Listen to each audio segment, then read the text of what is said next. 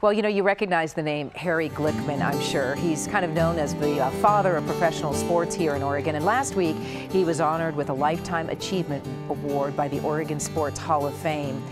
Joey Harrington found out it's what Glickman didn't achieve during his career that may have had the most impact.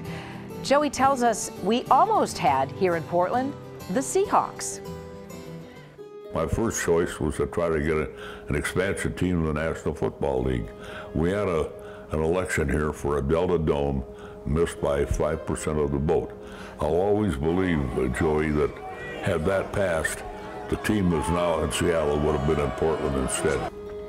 So you missed on the NFL and moved to the NBA. They were strictly an Eastern League at the time.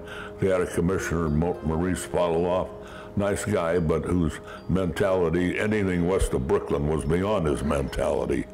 So they weren't very receptive. And I'd always been a hockey fan all my life. As a kid, I used to go to a lot of the games at the old ice arena up on Marshall Street.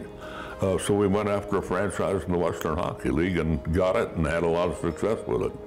But by then, they had changed commissioners in the National Basketball Association, brought in Walter Kennedy, who was a friend in court, and he was receptive to Portland because he spent part of his honeymoon in Portland. How'd you come up with the name, the Trailblazers?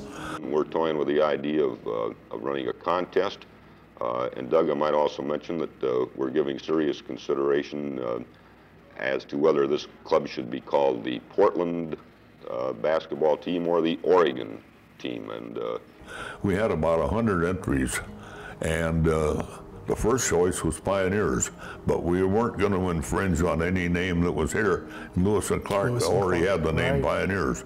So the next best was Trailblazers. Tell me about 1977. I don't know, it's just how do you feel at the time your kids are born or you get married? It's just a big happy occasion. You can't describe it. It lasts with you for the rest of your life. If you'd like to see more of this conversation with someone who really is, Tracy, a Portland treasure. Oh, I agree. There is an extended version at kgw.com. Still get chills when I look at that footage from 1977. Despite the shorts. Yeah, I love the shorts. Let's go back to those shorts. Exactly.